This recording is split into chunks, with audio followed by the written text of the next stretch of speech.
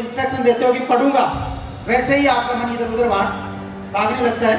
तो उस समय ध्यान रखो कि आप पूरा फोकस, पूरा ध्यान, पूरी एनर्जी जो है ना उसमें लगाओ। और वो तब होगा जब आपको पढ़ाई में इंटरेस्ट आएगा, जब आप पढ़ाई को एंजॉय करोगे। क्योंकि खेल जो होता है ना, खेल को अपना एंजॉय करते हैं, इसलिए खेल हम बहुत अच्छा खेलते हैं। खेल खेल रहे हो, अचानक से बॉल ऊपर से आती है तो अपन तुरंत अपने आप को हटा लेते हैं। क्यों? क्योंकि फोकस रहते हैं अपन। लेकिन पढ़ाई में अपन उस फोकस को मेंटेन नहीं रख पाते। यदि आप ऐसा कर पाते हो तो ये बेहतरीन होगा। और दूसरी चीज़, जैसे यहाँ पे आया मैं और हनुमान चालीसा जो आपसे करवाया गया, मुझे वो काफ़ी अच्छा लगा। क्योंकि आध्यात्मिकता जो होती है ना आपको और ज़्यादा मजबूत बनाती है। कई बार आप सोचते हो, आप कमज़ोर फील करते हो, कई बार होता है कि डर लगता है, तब अपन किसी न किसी देवता का, किसी न किसी ईश्वर का आह्वान करते हैं। वो आह्वान इसलिए करते हैं क्योंकि एक ताकत हमें उनसे मिलती है। और आध्यात्मिकता हमें हमेशा जोड़े रखती है अपनी संस्कृति से, अपने कल्चर से, उनसे जोड़े रखती है। क्योंकि आजकल एजुकेशन में जो कल्चर है वो धीरे धीरे, जो संस्कृति है, जो वैल्यूज़ हैं वो गायब हो रहे हैं। और वैल्यूज़ के बिना जो एजुकेशन है वो आज की देखने को मिलती है, जबकि ऐसा होना नहीं चाहिए। क्योंकि वैल्यू के बिना जो एजुकेशन ऐसी है जैसे एक भवन आपने खड़ा किया पर उसकी नींव नहीं बनाई आपने।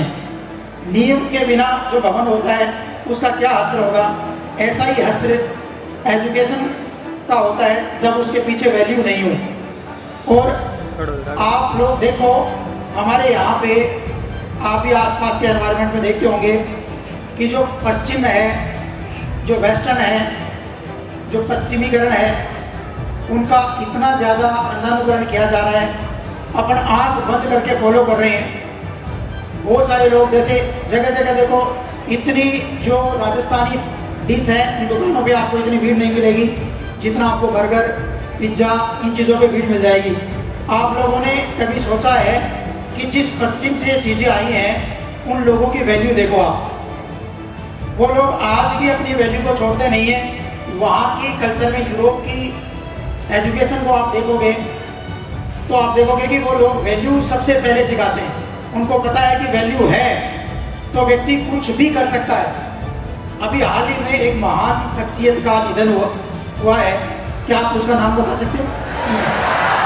रतन टाटा जी, है ना। एक बात बताइए, उन्होंने भारत को क्या नहीं दिया? कोई भी क्षेत्र उठा के देखिए, वहाँ पर रतन टाटा जी का नाम आपको मिलेगा। लेकिन वो कभी भी अपनी वैल्यू से पीछे नहीं हटे।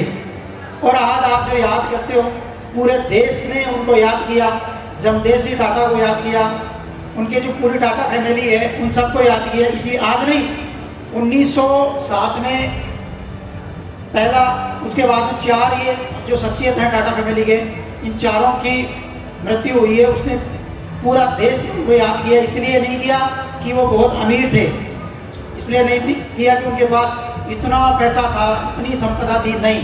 ऐसे तो बहुत लोग मरते हैं, किसी को याद नहीं करते। इसलिए किया क्योंकि उन्होंने जिस वैल्यू के साथ बिजनेस को शुरू किया, जिस वैल्यू के साथ, जिस इथिक्स के साथ अपने काम को शुरू किया, उस वैल्यू के साथ कभी भी समझौता नहीं किया, कभी भी समझौता नहीं किया।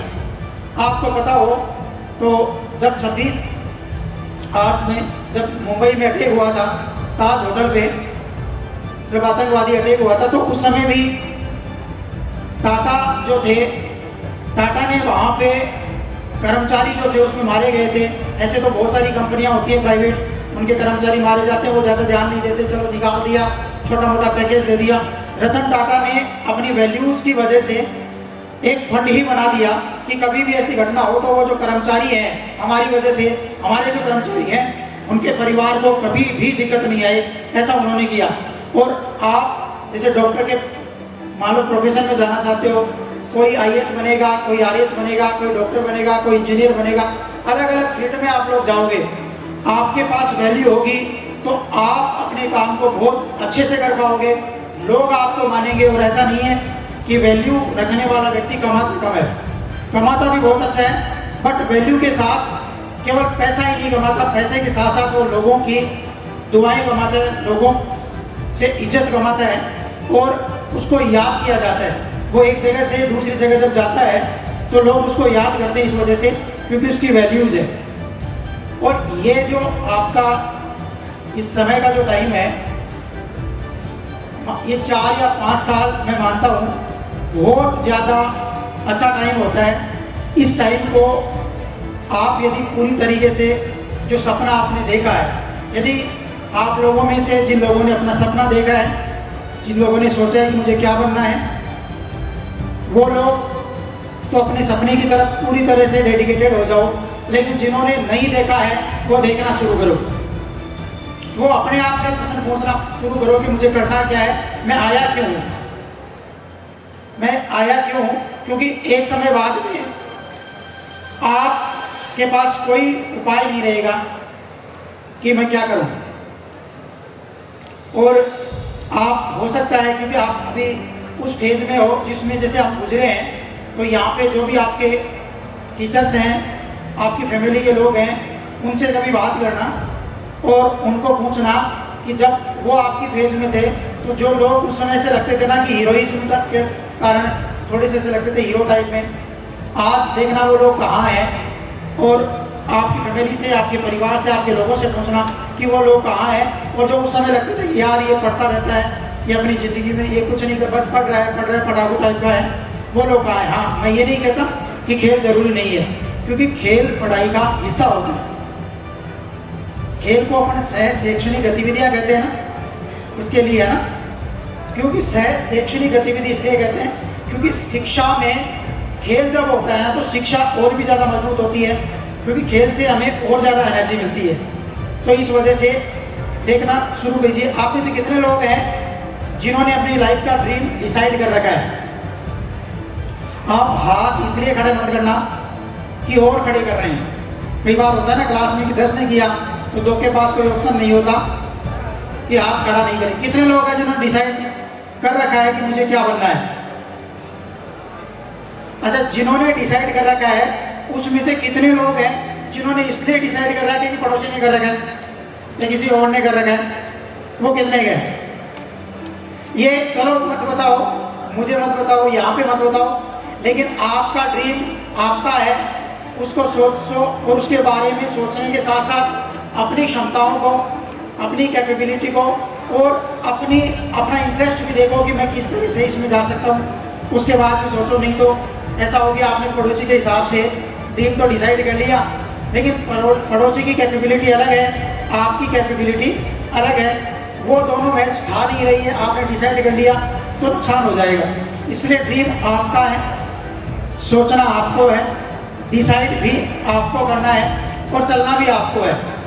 लोग सहायक बनेंगे, यहाँ पे जो भी है वो आपकी सहायता करेंगे, चलना किस तरह से है पर चलोगे आप। अच्छा, कितने लोग हैं जिन्होंने अब तक डिसाइड ही नहीं किया? तो अभी हाथ तो इतने खड़े नहीं थे, कुछ हाथ तो नीचे ही थे, तो वो कम से कम ऐसे तो ईमानदार बनो कि हाँ नहीं किया हमने। आप सोचेंगे कितने हैं डिसाइड ही नहीं किया? देखो, करना चाहिए और यही उम्र होती है। और हम जैसे मैं हूँ, धीर जी हैं, हमें कोई नहीं कहता था कि ड्रीम डिसाइड करो। और कई बार क्या होता है, क्योंकि यहाँ जो बताते हैं वो एक दिशा होती है, वो एक रास्ता बताया जाता है कि किस रास्ते से आपको चलना है और किस तरह से चलना है। बाकी इसके अतिरिक्त है ना और कोई काम नहीं होता, बाकी करना आपको होता है।